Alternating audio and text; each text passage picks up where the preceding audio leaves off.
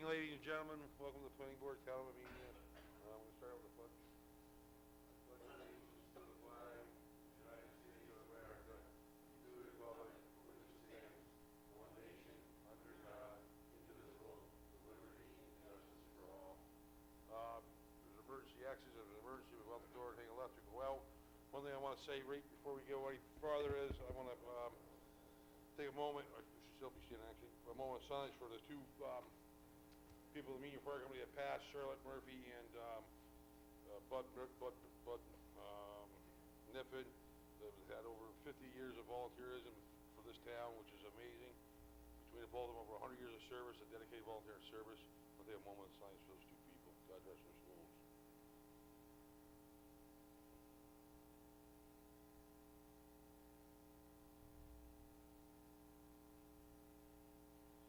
Okay. With that being said, I just want to, one thing, time change is coming up, and make sure you change your batteries and carbon monoxide detector batteries in them with the time change coming up. That's very, very important. I just read one incident up in Maine this afternoon for carbon monoxide. There was 20 people with carbon monoxide at one building. So keep that in the back of your mind. With that being said, we're going to go right the 10 mile table 14 Main Street Wassake is not here, so we're going to move on to the next applicant. Tower Hill 2204, you're up, Rich. Tower Hill subdivision, we're back to this in a final version. I was reading John's comment letter, and I had to take a second look and say, wow, really, it's been that long, where did it a year and a half ago? So I looked back in the file just to give everybody an update, kind of what had happened. We had the approval in June of '23. At that time, we had submitted a design for the channel stabilization, and I don't think John had gotten to it. Then there was a big storm in July, so then that kind of stopped everything.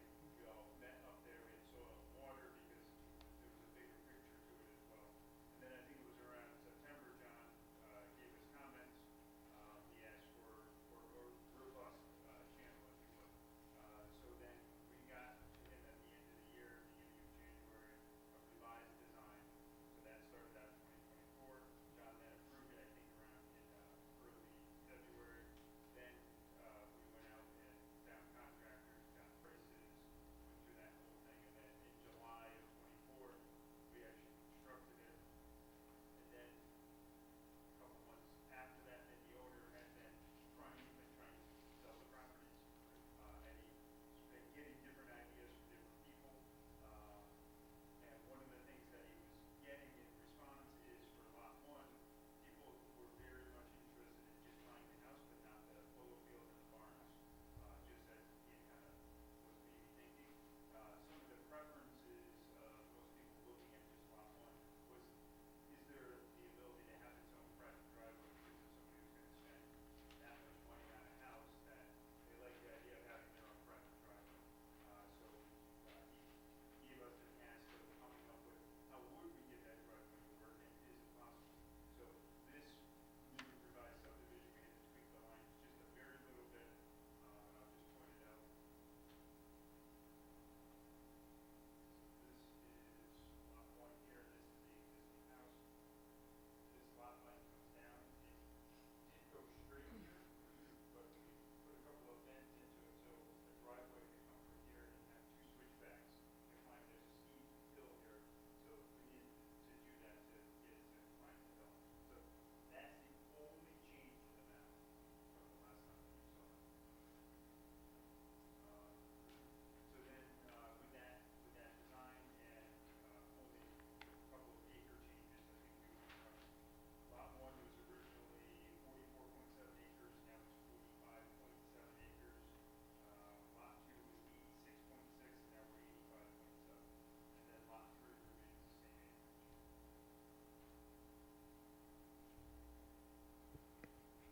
Okay, Mr. Chair, thank you. Just to re-echo, the planning board did adopt a resolution of conditional final approval on June 14th, 2023. The conditions were not satisfied within the requisite 180 days, and they didn't ask for any extensions. So the previous approval has automatically terminated and been revoked. The current proposal, as we understand it, and as Rich described, is essentially the same as the other one, but for a small lot line adjustment between lots 1 and 2, and some small acreage adjustments. It remains a minor subdivision. We recommend that it be processed as a minor subdivision, and as such, you will need to conduct a public hearing once you have made a determination on seeker.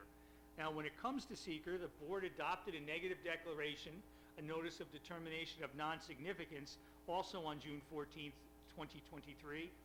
The current proposal includes only relatively minor changes. The current proposal does not result in any significant changes to the project, provide any new information or a change in circumstance which are likely to result in any different or new potentially significant adverse impacts from those previously examined. There is no reason to require an amendment or rescission of the previously adopted neg deck. We recommend the planning board accept and reaffirm the adopted neg deck and find that it is applicable to and consistent with this current application. As part of the previous one, there are 2 lots which arguably could be concluded to be flag lots. Flag lots are only allowed by waiver of the planning board. The planning board made a determination at the time of the last application based on representations and submissions by Mr. Renia, comments by both Paul and myself, that lots 1 and 3 do not constitute flag lots under your zoning code. The proposed changes with this current application don't impact those findings at all, and likely in the case of lot 1, it's further mitigated against being a flag lot because the lot is now kind of wider at various points. So we would recommend that the board again determine that lots 1 and 3 do not constitute flag lots under the zoning code. We can do that as part of a final resolution. The major issue here is the standalone driveway for lot number 1. The town highway superintendent and I met with Rich, and we reviewed all the conditions. The superintendent outlined some conditions under which approval for an acceptable apron would be allowed. The proposal that Rich submitted generally complies with those conditions. However, the scale of the plan and the profile kind of render it really difficult to see what Rich's intent is. It's at 100 scale, and the driveway down there is, I think, 15 to 20 feet, so it's tough to see. So what we would like to see is a larger scale view of probably the first 50 feet. I think that was the number we had selected, because we have to kind of come up the hill and make right before the first bend. So we'd like to see a blow up of that, and we'd like to see some interim stabilization measures, because there is no guarantee that this apron will ever be continued, and if it is, we don't know when.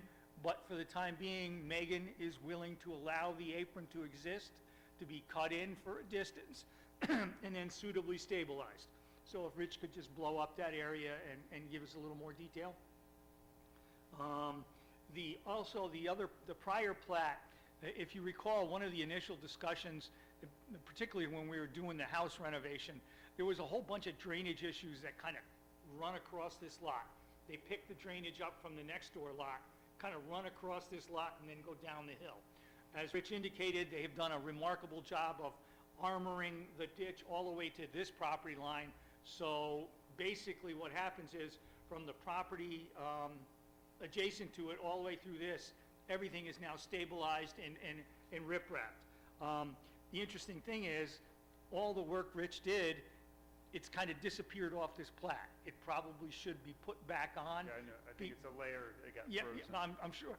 And the reason it needs to be put back on is there's an easement that's going to be granted that allows the 3 lots to make sure that drainage stays in place, as well as the common driveway. Some technical issues: owner's consent note, surveyor certification, permission to file, the easement. Paul advises me that he is reviewing the various easements that Rich submitted, and he should have comments before the next meeting on those. and he thinks they're in substantially acceptable form, but he just wants to be sure. And other than that, as far as I'm concerned, if you were inclined to do so, you could schedule a public hearing at the next available meeting. But before doing so, what you probably need to do is adopt an oral resolution concerning seeker, basically accepting and reaffirming the original neg deck. A question for you, John, or if anybody knows this answer. So does this, first of all, these lots allowed to be further subdivided after this subdivision? Technically, they could. I think there's a note on there that says no further subdivision. I think that was, I forget what we had on there. Yeah. It's kind of awkward to do more subdivision except for lot 2. But then you'd be separating the horse barns and the polo field, so probably not likely. The lots 1 and 2 with the long skinny pieces going to the back where houses are.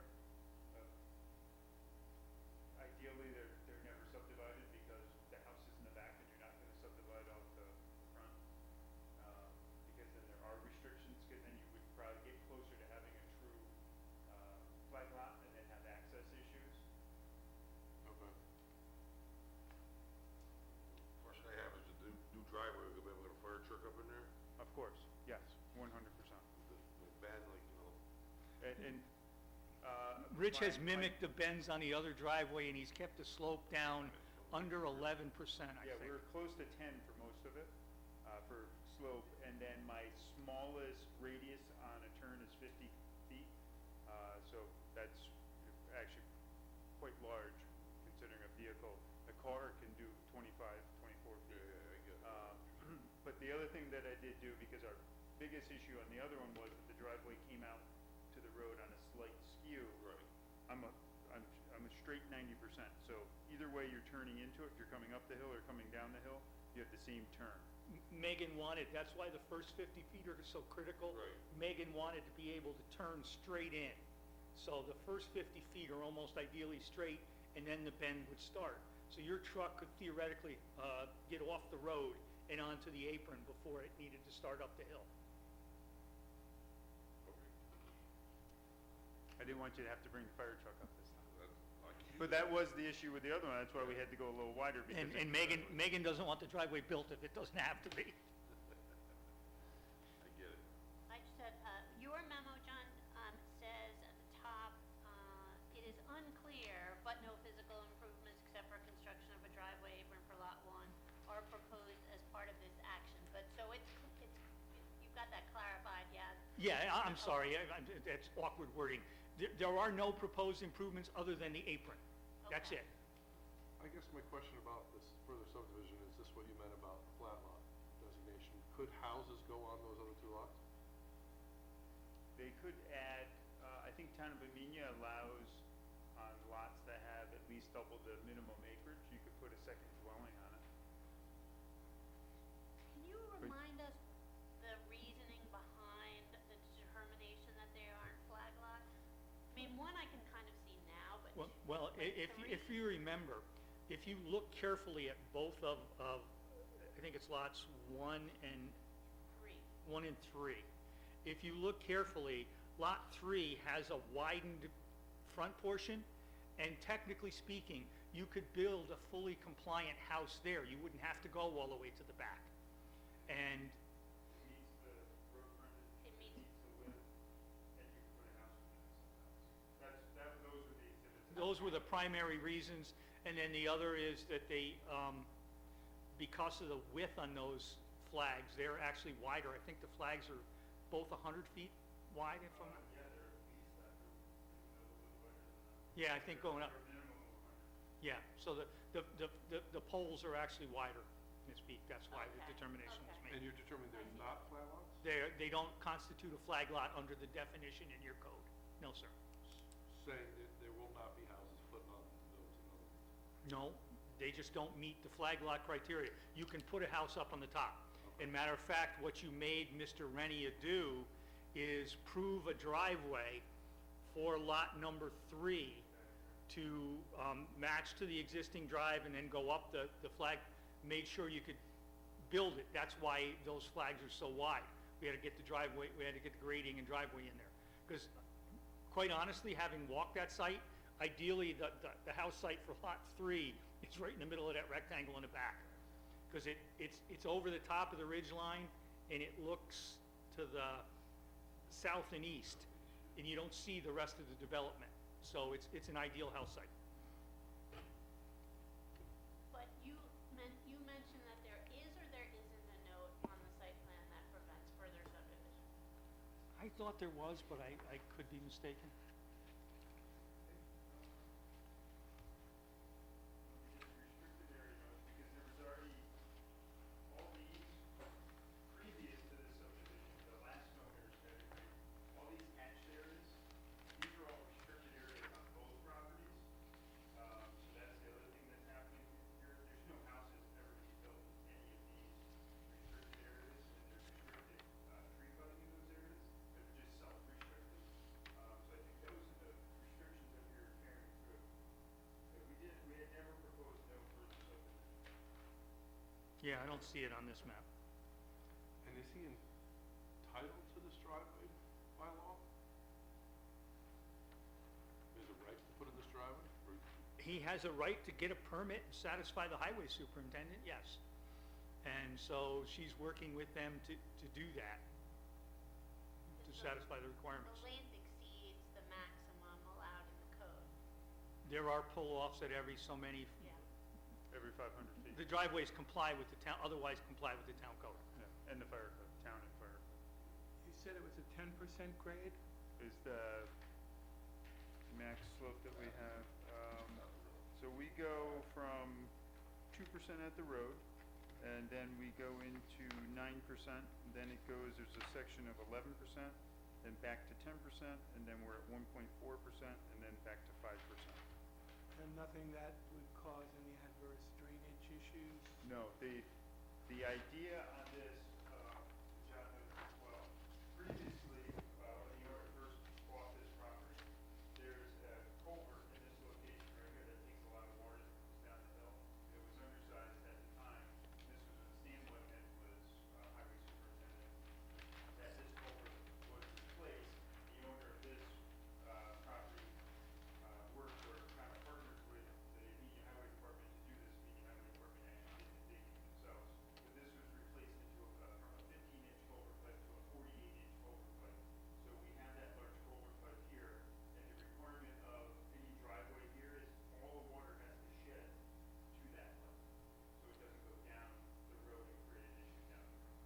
So that's the blow-up detail, that's Yep. part of what John's looking for, is to ensure that we've shed all the Because water. what happens is Tower Hill Road continues on uphill into the town of Washington, and the town of Washington side washes everything down into our town. Our road is now paved, so with that culvert, we sized it to take everything coming down the hill.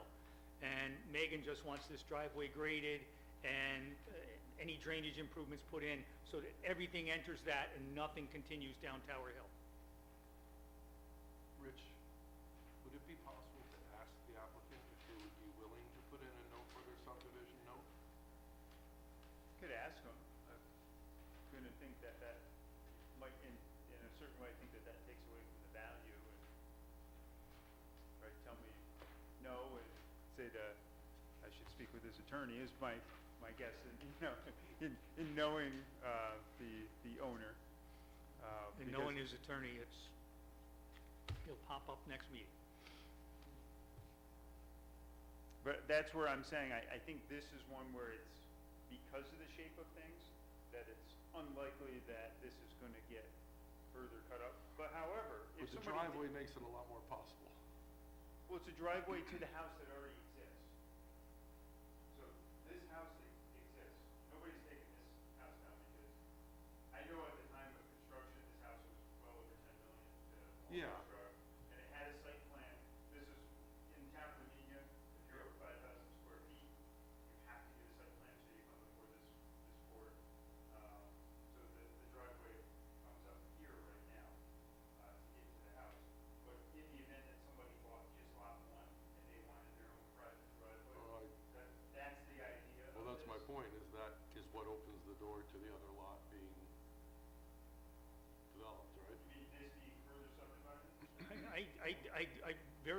having been at that house, I don't think anybody would put anything around it, because it kind of sits at the high point. I'm talking about the other lots. Which lot? Lot number 2, the largest lot, Yeah. has 2 houses, One, 2 here, 2 polo barns, 2 polo barns, a complete training facility and track, and a complete polo field with accessories. So it all functions as one site. and this is where all the drainage comes down through, right, basically through the middle here. Comes from this property, it gathers whatever's in this property, and then it gets down the middle there. Theoretically, the polo field would make that. That's what I, They've got a lot of money invested in polo ponies and barns, so I don't know. So what I'm saying is, I think it's highly unlikely that this gets subdivided, because the access is restricted here. I was thinking about the, Completely unlikely for this one to be further subdivided because of the small access. I was thinking the polo field. So it's this. Right. So if there was gonna be another subdivision, it would be somebody to say, okay, cut out the barns and the 2 houses and have that. It'd be very nice. But keep in mind too, part of the polo field, you can't build anything on because those are deed restrictions that are already been. And that's from the original. So it can't get, it's not gonna get carved up into a bunch of lots.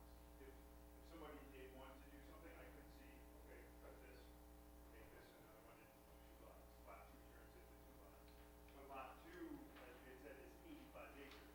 So if you cut that in half, you're at 2 40-plus acre lots.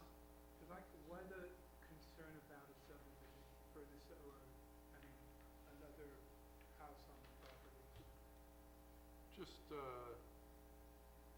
I don't know, I'm just curious. It's just a, I mean, like, if they have the right under zoning to put up, to do it, yeah. under zoning laws, Well, but you can only We- practically potentially do it if you have the we're driveway. preempting Right. the zoning law possibly, in a way. You can No, only, it would only be, it would be voluntary, we're not saying. yeah, I wasn't, Oh, if it's voluntary, So yeah, I was saying. my experience is it doesn't hurt to ask. If the answer comes back kindly no, Especially what you're saying there, I mean, look, we're making decisions forever, that are forever, and so why not ask, especially if you're saying it's very unlikely anyway. Well, this one has a very colorful history, because there was, I think, 2 subdivisions that predated you. One of them got put Sure. back together and then resulted in this one, so. Yeah, I think This- that's where those restrictions came from. Yeah, on that map. this is, this could, it was, what was the old family name? I can't think of it now. None of it's the SPO, right? Some of it is, yes, ma'am. So, but it's not up, it's not shown on this, I feel like at some point you must have shown We showed it on the house, because, Yeah, existing. when the site plan was done for the house, the SPO was shown. That was in a always in a shown. matter of fact, we were able to share the digital footprint of the SPO, so it got properly imposed on this subdivision, because there was some question as to where it was, but it was all taken into account. But only that house on lot 1 is in the SPO, only the portion of lot 1 that sits on top of the ridge is in the SPO? Yes, because Not everything the rolls, lot 3 side. no, lot 3 rolls off the back. You can't see it from anywhere. And they did the hydrant into the pool fields. Yes. Very plus, there's no water, there's no, Yeah, we did a pretty fancy job with the pool up there. yes, it's a beautiful.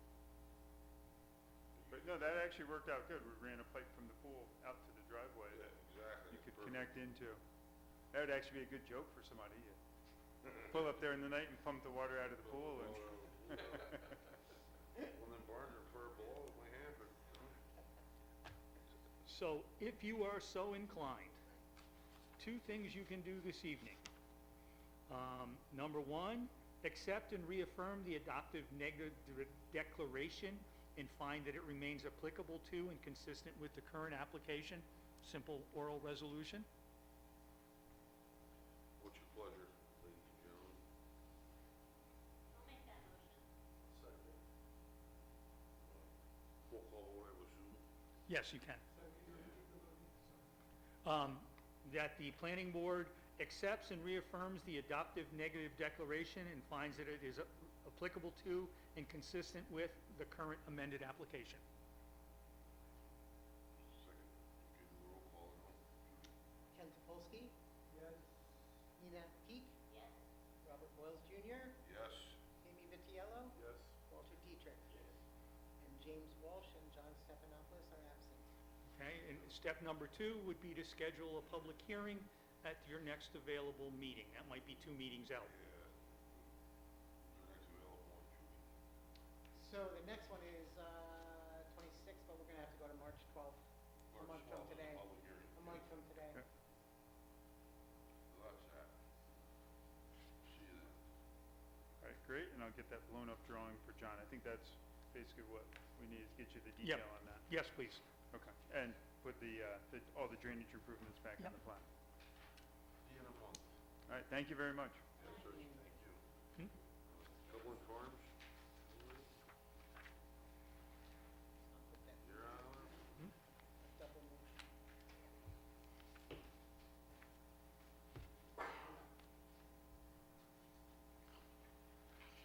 This is Cumberland Farms LLC, Route 343, approval for septic improvements.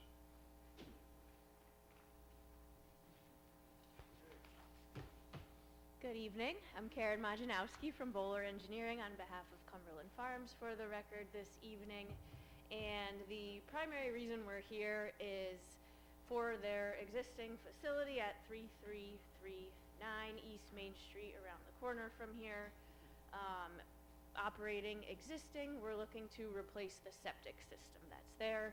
It's currently on a septic system now, and we're looking to replace that with a larger and newer system that has more capacity. So I will pop over here quickly. So the plan shows the existing building, parking out front, gas station, the road down here. And the work that we're looking to do is outlined in the green area next to the store. So what's there today is a tank and septic system. We're looking to replace and improve that. So we're actually going to have a series of more tanks than are there today. So we have a septic tank, a settling tank, a third treatment tank, and then finally a pump station that will get the effluent out to the absorption field that is proposed to be replaced in this area. One of the benefits of this, and we've worked extensively with Dutchess County Health to get to this point, and they're comfortable with the design and ready to approve it. They want to make sure we can kind of approve first. Is we're adding some fill in this area here to improve that. We're also getting more capacity for the system. And then one of the only things you'll see, as part of the site plan review and improvements of the septic system replacement is a retaining wall of about 2 feet in height that allows us to keep the system up closer to the store and further away from the stream, and wetlands that are there, without chasing the grading and the slope, of that fill area. It just allows us to keep it more compact. We'll have some repaving and striping in that area once the work is done, but generally everything is over in that green area, as you see there. So I understand we need site plan approval for this, and I'm happy to answer any questions. John, right now, or Okay, I'm not going to repeat her thunder, but the project is essentially for a construction of a new wastewater treatment facility. The Dutchess County Department of Health has issued a letter of technical acceptance. In other words, they're ready to issue the necessary approval pending the receipt of all other outside approvals. The project is a minor project as we see it, involving the removal and replacement of a failing on-site wastewater treatment system. And from what Jim said at the health department, I assume it's failing, but nobody's really used those words, so I'm not going to go there. No public hearing is required. We recommend you treat it as a minor subdivision, a minor project. Couple things. This project was the subject of a site plan approval resolution, number 8 of 2013, subject to conditions. The two primary conditions, and interesting side note, the chairman at that point in time was Ms. Peak. And one of the members was Jim Walsh. The two primary conditions being an NYSDEC wetland permit, which was issued on December 10th, 2013, and issuance of a floodplain development permit by the then floodplain development administrator covering the work. Judy and I have checked the building department files. I guess it was a gentleman back then by the name of John Fenton. We have a bunch of supporting documentation, but we have no signed floodplain development permit. So it appears, however, that the site was constructed in substantial conformance with the approved plans. We did a quick comparison of what was approved versus their existing conditions, and they're virtually identical. The proposed modifications involve items solely for the replacement of the wastewater disposal system. There is a 2-foot-high gravity retaining wall. The remainder of the components, as the young lady indicated, are all tanks. They're all buried. So they're going to take up the existing asphalt, put in all the new tanks, do all the connections, put all the materials back, restore the site essentially as it looks today. There is one tank which will not go underneath pavement because I'm sure they can't get it in the necessary loading, so that's tucked into the bank next to the retaining wall, but none of those components will be seen. It will be all either existing asphalt to match what's there today or new grass. They are also adding a series of bollards around the corner just to make sure nobody decides to hit things and back into it. The project appears to be a type 2 action. Based on a number of categories, we would recommend the planning board determine this to be a type 2 action and not subject to further environmental review. Based on our review of the information, it would appear that a new New York State DEC freshwater wetland permit for excavation, filling, grading, and construction of the replacement wastewater treatment system is necessary. There was some original flagging. It's still on the drawing, but the representation in the notes was that it was last revised about a year ago. So if it's all current, they need a permit because most of the work is within the 100-foot adjacent area. The applicant needs to determine and submit documentation to the planning board, either addressing the need for a permit or submitting a permit. What's of real concern here is the site is within an area of special flood hazard with designation AE. The site is also located in a regulatory floodway.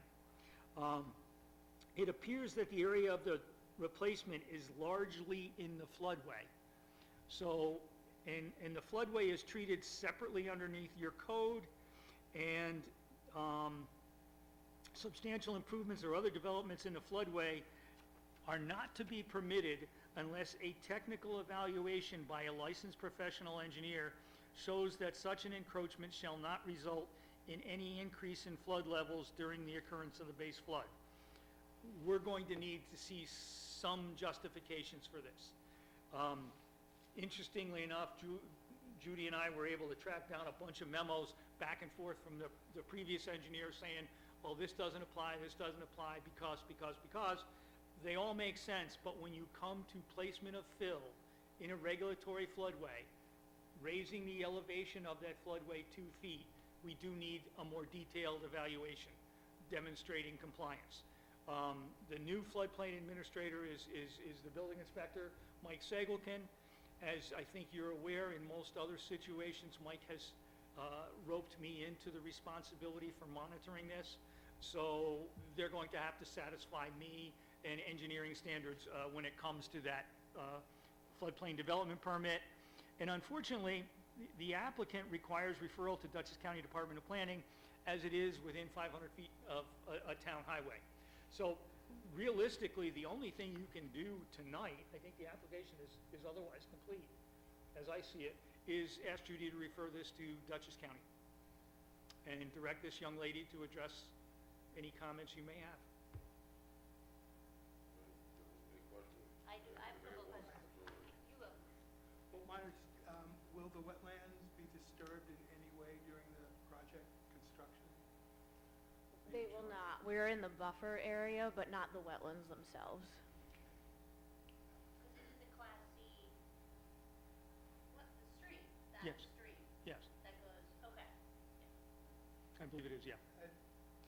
Are there any evidence of bog turtles nearby? We there? cleared that up with the DEC because they did bring it up, and we can provide documentation of Could that. you please?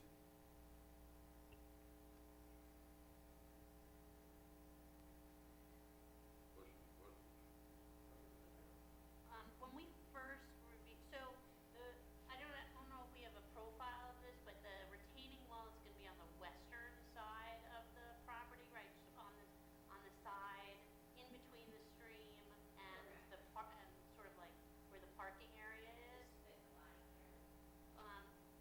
Because I'm sure anybody that goes and gets gas there knows that that entire area floods, like it's always flooded, pretty much like if it's wet outside, it's flooded over there. So presumably this will, and then all of that flows down into the grassy area and then into the stream. So presumably this project will remedy that runoff? Is that the goal, here, the increase? No, it probably won't. The only thing it's going to alter is the way the water splits at the wastewater treatment system. Because the wastewater treatment system, if you look at the building right now, you come off, there's pavement, and then it kind of gradually dips down to the stream, and it's a grass area. Well, now what they're doing is you come off the pavement, you go about 10 feet farther on, then there's going to be a 2-foot jump in elevation. They're going to fill behind that wall and then go down to the stream. So as the water flows, it may split and go against the building, following the path it goes now, and the rest would go to the outside unless it gets high enough to go over top of the system. So there is a pretty substantive flooding issue on the property right now, on that western side of the parking area. It is floodplain, it is an AE designation. I think the flood elevation at or about this site is 588. And if you look at it, the building kind of sits on a little island of 588 in the middle of everything.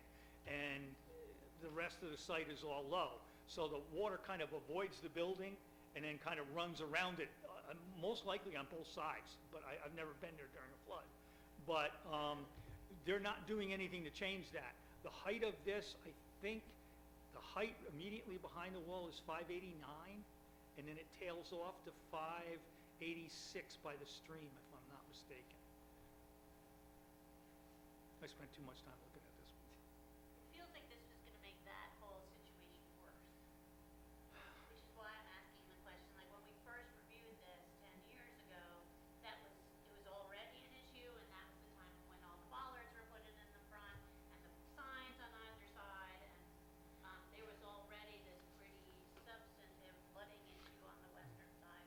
So they're going to have, The eastern side, not quite as much, I think. yeah, they're going to have to address that, so. Okay, all right. And because if you look at, the plans are quite busy, and that's not meant in any disrespect, they have to be. But there is a very well-defined boundary for the floodway, and it extends beyond the retaining wall. So everything is in the floodway. All right, so presumably whatever measures you are going to recommend will mitigate some of the flooding We're on gonna the property. Yep, they might have to kind of build a little berm around the back. I think there's a refuse enclosure right at the end of as you look at the building, right at the end, backside of the building. There's a little refuse enclosure. They might have to kind of wrap some of their grading around and maybe channel the water out and around. I'll leave it up to them. They're pretty shrewd guys. So, but yeah, there might be some mitigation requirements. This kind of light gray line is roughly the elevation, and then the buildings, that's where everything else around it. It'll go where it goes today. In the grand scheme, it's a small amount of build compared to the floodplain, but completely understood that. The other thing that was important at the time that we got the original approval was, there was required landscaping on the 26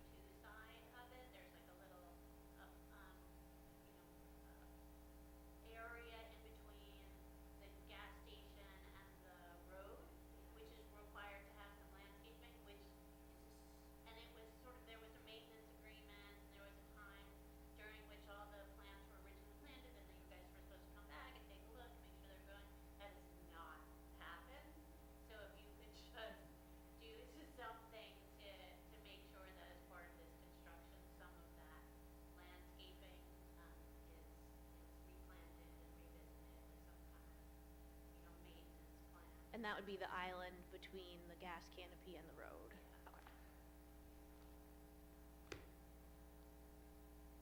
Only question I had is, how long you be closed? Are you closed, open? How's this gonna work? So when this is replaced, they'll work on everything around it and keep one tank that's there to accept the waste and then have it pumped out from that tank. Okay. Joe probably won't know, 'cause a lot of people go there. Yeah. Yeah, no, there are no plans to close it, and it's built into the health department approval. Okay.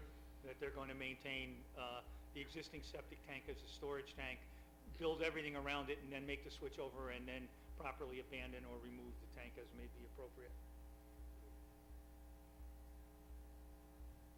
And I got to compliment the health department. This is not usually their method of operation. Usually they just grant approvals without consideration of everybody else. But Jim Upright has been pretty good on this one, working with both the applicant and us, so. So, I'll make a motion that we have Judy forward to the Dutch County Planning. All in favor? Aye. Aye, so carried. That's the next thing, he's gotta go to county planning, they gotta come back here at all, no? Next thing is other matters, need to accept the minutes of 1/22/25. I sent a bunch of changes, you got those. Yes, and they're reflected in the drafts that are on the table. Okay, Thank you, Nina. need a motion to accept the amendments? Second? All in favor? Aye. Next meeting is February 26th, February, What's on the agenda then? Silo Condo D and E and the Cascade Mountain lands that we just got. okay, 10 yeah, 10 miles, miles. And now 10 Mile, if Mr. Wimsby is better. Need a motion for adjournment. Need a second. All in favor? Aye. See you in a couple weeks. Thank you. Be careful out, be careful out in the snow coming, pending snow.